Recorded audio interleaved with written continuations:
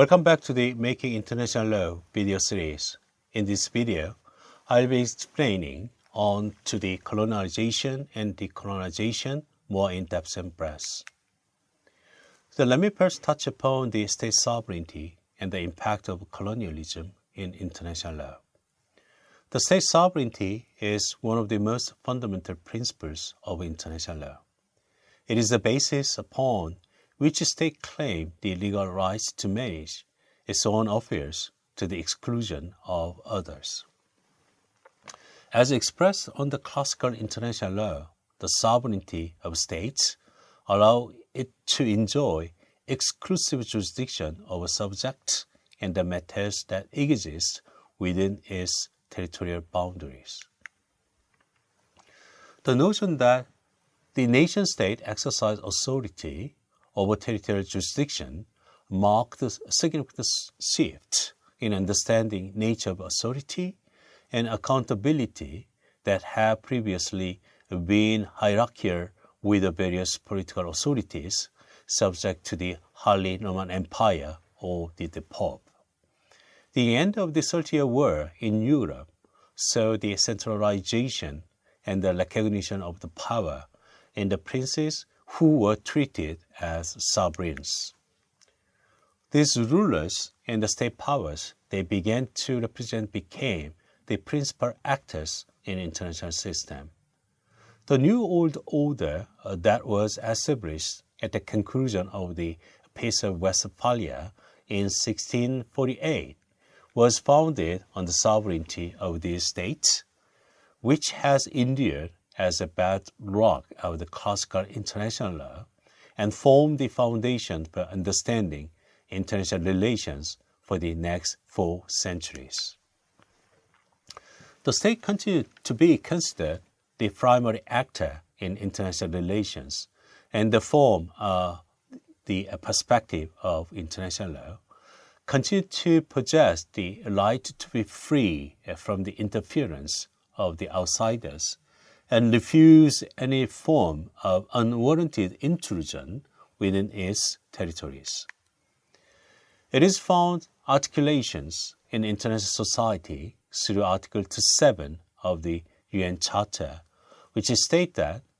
nothing contained in this present charter shall authorize the United Nations to intervene in matters which are essentially within the domestic jurisdiction of any states or shall require the members to submit such matters to settlement under the present charter.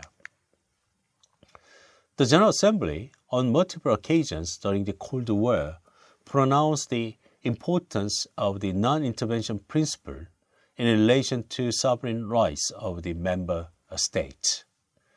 Adopted by an overwhelming majority in 1962, the resolution on permanent sovereignty of natural resources declared that it is a duty of all states to refrain in their international relations from military, political, economic,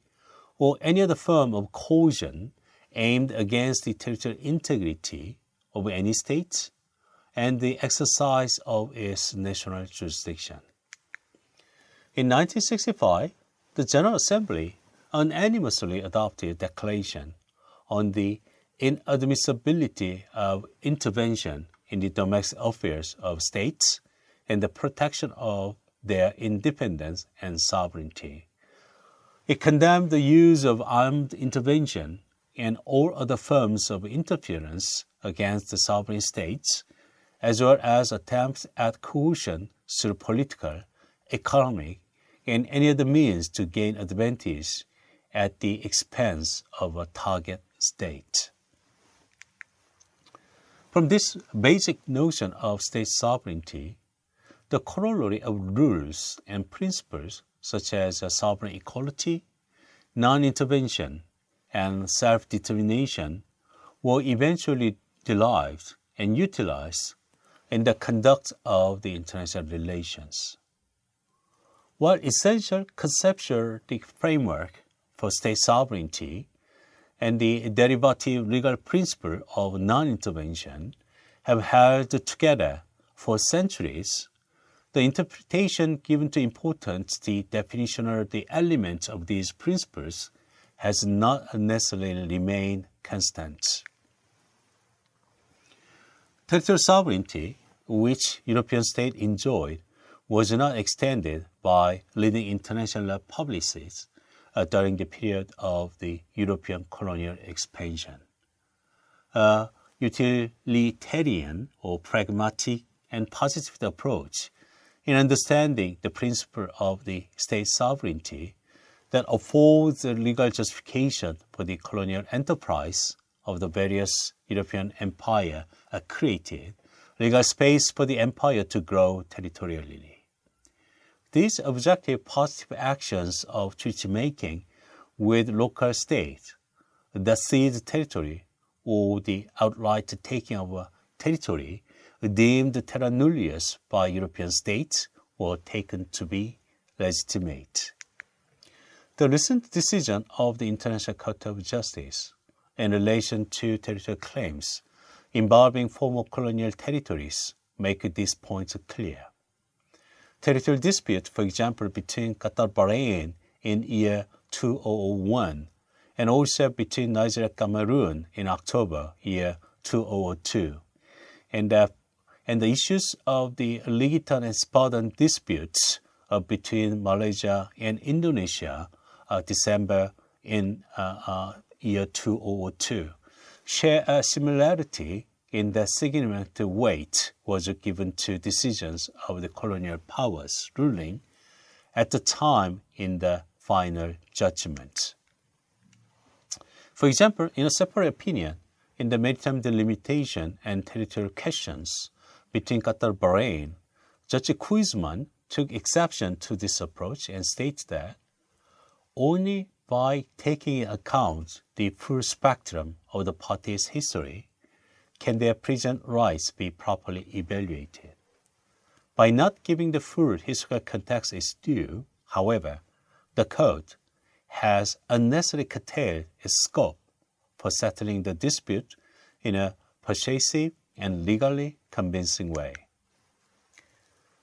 In his separate opinion, in the land and maritime boundary disputes between Cameroon and Nigeria case, Judge Rangjaba expressed his concern, saying that the inequality and denial of rights inherent in colonial practice in relation to colonies is currently recognized as an elementary truth.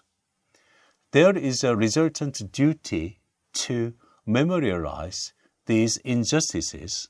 and at the same time to acknowledge an historical fact.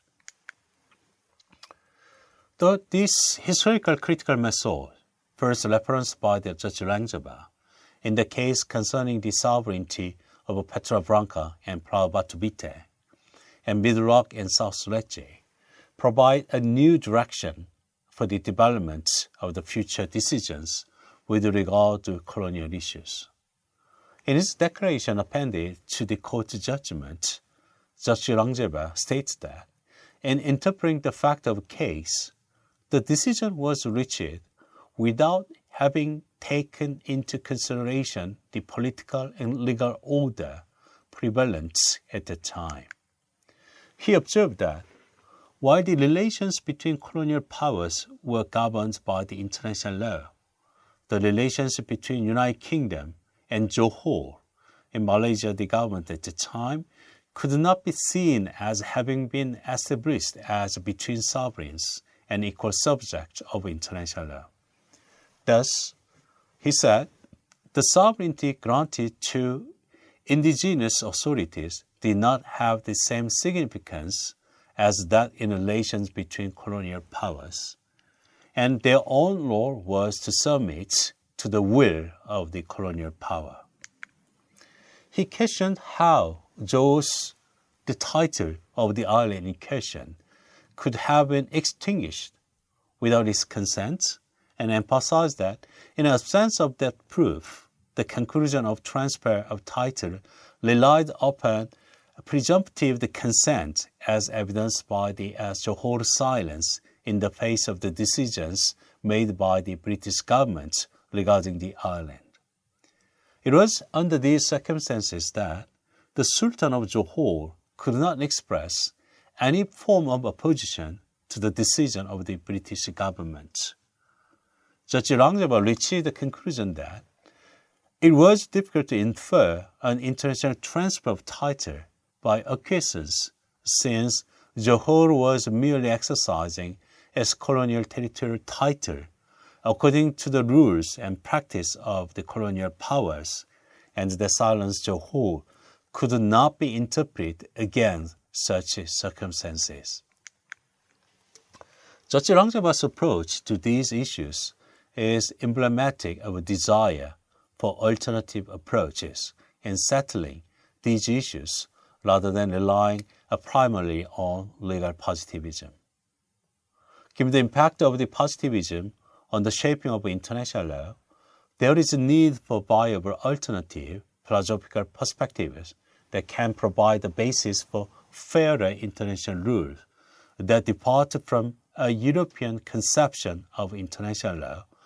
based on notions of otherness.